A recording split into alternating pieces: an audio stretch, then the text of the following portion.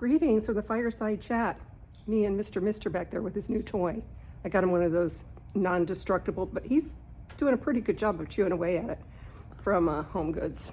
So he's chewing away on his new toy. Hope you guys are doing well out there. I'm just going to give you a quick update. I don't know how long my lungs are going to stay on. You may wonder why I have a full face of makeup and my hair turban on. I just took a steam shower. I love these shower steamers that are like eucalyptus, and you put them in the shower like a bath bomb.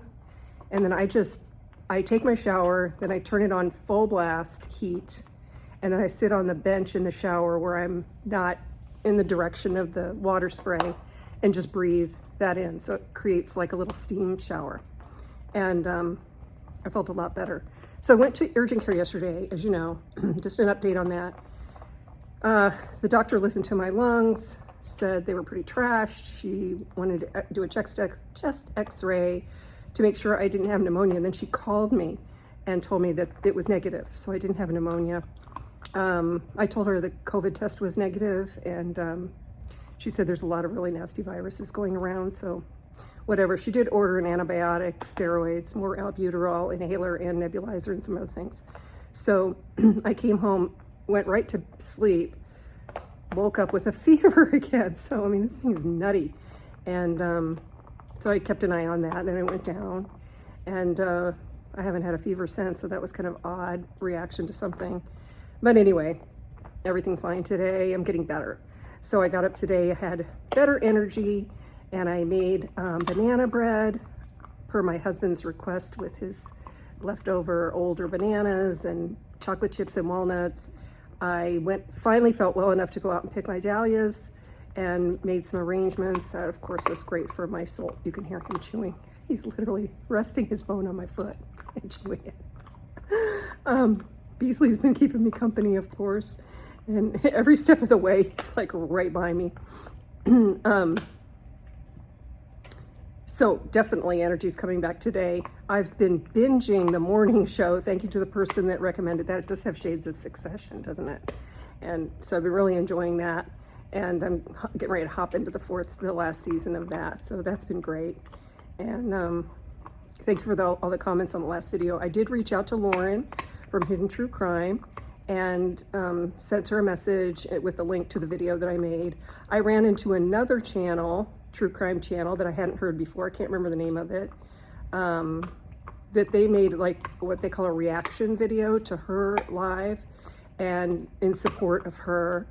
And they had also, this woman had also been through the same thing. It's just the playbooks are identical. It's like they're just going to the same school of stalking. So, you know, it is what it is. So hopefully, you know, develop a connection with Lauren. And you know, it's hard to know how to battle this by yourself. And so, you know, there's power in numbers. One of the reasons I keep sharing this New York Times article about Sid Toll, the 25-year-old cancer, you know, I shouldn't say survivor, she's surviving with cancer, who has been stalked in a massive way and maligned and smeared, claiming she doesn't have cancer and all that stuff.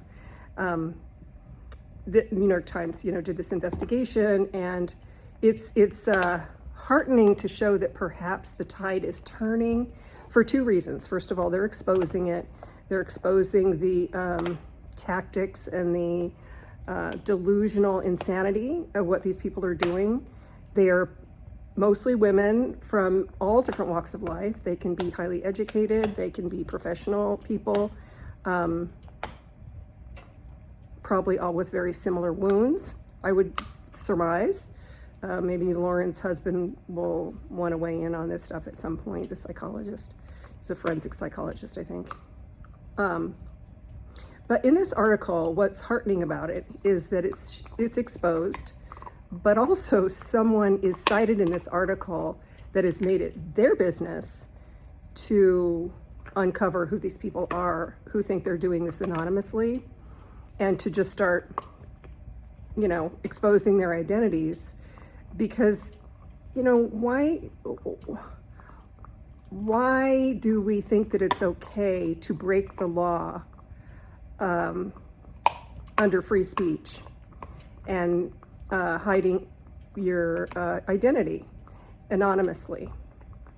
Why is that more important than the law that you're breaking? Because there are laws around this stuff. And I mean, there have been laws broken when it comes to me, and certainly with Lauren too, and probably in most of these cases. There are cyber stalking laws in place, and I have researched them.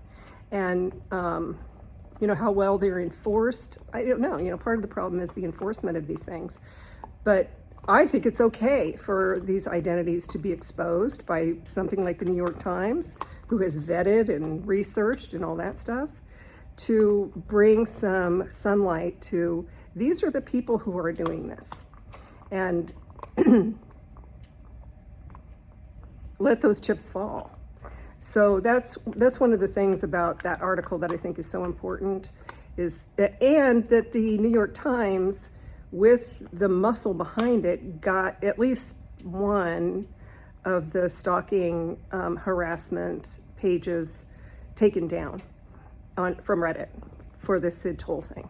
And I mean, she's been managing this too. This is a 25-year-old woman with severe cancer who has been, so she's navigating that, who's been sharing her cancer journey. That's well documented. It's a fact. There's no, dispute, except for these delusional people like the Adelsons who enjoy living in a world of delusion.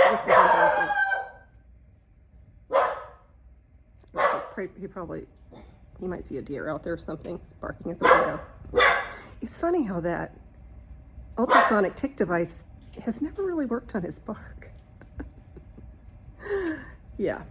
Speaking of delusional worlds that people want to live in, like in that article, it references a Reddit page, whatever they're called, a Reddit board or whatever, that rose up kind of anti the stalkers. And their header of their board is a quote of one of them. I've probably said this before, I'm gonna say it again, that says, "I don't care if it's proven that she actually has cancer. I will never believe it."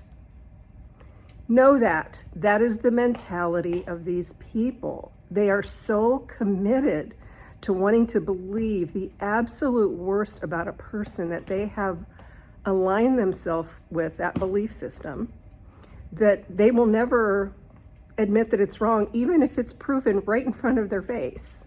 They will never admit it. So it's just not worth investing any energy in arguing with them. That would be the same thing as trying to argue with Donna Adelson about how she was treated in her trial and whether she should have been convicted or not. It's the equivalent of that argument. There need to be consequences, but even with consequences, let's let the Adelsons be our example here. Even with consequences, these people likely aren't going to change their minds. They are committed to being wrong and strong, and they're doubling down, tripling down, quadrupling down. Just know that about them. Don't waste your energy, breath, money, time, none of it on these people. They need this for some reason. They're committed to it, and they're going to live and die on that hill. So let them do that. I mean, it's pathetic, it's sad, but it is a reality. So I did reach out to Lauren. We'll see, what comes of it. I mean, it seems like people are talking more about this phenomenon. We'll